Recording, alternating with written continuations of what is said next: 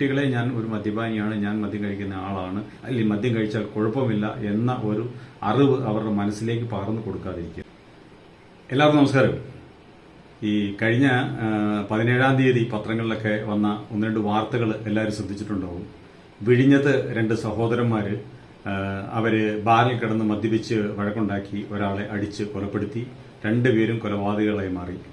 അതുപോലെ തന്നെ തൊടുപുഴയിൽ രണ്ട് സഹോദരന്മാര് MDMA പോലുള്ള മയക്കുമരുന്ന് ആയിട്ട് രണ്ടുപേരെ പിടിക്കപ്പെട്ടു.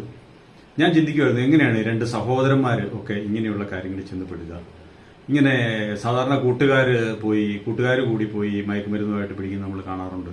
അതുപോലെ തന്നെ ഈ മറ്റ് കൊലപാതക കേസുകളിലൊക്കെ അവര് ഈ കൂട്ടുകാരൊക്കെ പോയി പെടുന്നത് കാണാറുണ്ട്. പക്ഷെ സഹോദരന്മാരൊക്കെ പെടുന്നത് കാണുന്നത് അപൂർവമല്ലേ. അപ്പൊ ഈ സഹോദരന്മാർ ഇങ്ങനെ ഇതിനകത്തൊക്കെ പെടണം എന്നുണ്ടെങ്കിൽ അതിൻ്റെ അകത്തൊരു ചെറിയ റോള്, ഒരു കുടുംബത്തിൽ നിന്ന് രണ്ടുപേരൊക്കെ അങ്ങനെ വരണമെന്നുണ്ടെങ്കിൽ ഒരു ചെറിയ റോളൊക്കെ ശരിക്കും പറഞ്ഞാൽ അതിൻ്റെ അകത്ത് മാതാപിതാക്കളായ നമുക്ക് എല്ലാവർക്കും ഇല്ലേ. അപ്പൊ ഞാൻ ഇന്ന് സംസാരിക്കുന്ന മാതാപിതാക്കളോടാണ്. ഈ പല വീടുകളിലും കണ്ടുവരുന്ന ഒരു പ്രവണതയുണ്ട്. വേറെ ഒന്നുമല്ലാതെ ഈ അച്ഛന്മാരൊക്കെ വൈകുന്നേരം ആകുമ്പോഴേക്കും മദ്യപിച്ച് മതോന്മത്തരായി വീട്ടിൽ വന്ന് കയറുന്നു. എന്നിട്ട് അവര് ഇല്ലാത്ത പല പ്രവൃത്തികളും വീടുകളിൽ കാണിക്കുന്നു. ഇതെല്ലാം ഈ കുട്ടികൾ കണ്ട് വളരുകയാണ്. അപ്പോൾ അവരുടെ മുന്നിൽ എപ്പോഴും അച്ഛനൊരു മദ്യപാനിയാണ്, അപ്പം എനിക്കും അങ്ങനെ ചെയ്താൽ ഒരു കുഴപ്പമില്ല എന്ന ഒരു അവസ്ഥ, ഒരു മാനസികാവസ്ഥ അവർക്കുണ്ടാവും.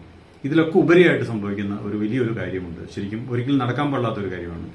ഈ വീട്ടിലൊക്കെ വെച്ച് ഈ കൂട്ടുകാരൊക്കെ കൂടിയിരുന്ന് മദ്യപിക്കുമ്പോൾ ഞാൻ വലിയ സോഷ്യൽ മൈൻഡുള്ള ആളാണ് എന്നൊക്കെ കാണിക്കുന്ന ഒരു പ്രൗഢി കാണിക്കാൻ വേണ്ടിയിട്ട് എന്താണ് ഈ കൂട്ടുകാരുടെയൊക്കെ മുന്നിൽ വെച്ചിട്ട് ചെറിയ തോതിലൊക്കെ മദ്യം ഒക്കെ എടുത്ത് ഈ കുട്ടികൾക്ക്, ചെറിയ കുട്ടികളായിരിക്കും, അവരെയൊക്കെ കൊടുത്ത് അവരെയൊക്കെ കുടിപ്പിക്കുന്ന ഒരു അവസ്ഥയൊക്കെ പല സ്ഥലങ്ങളിലും പല വീടുകളിലും ചില വീടുകളിലൊക്കെ അങ്ങനെയും കാണാറുണ്ട്.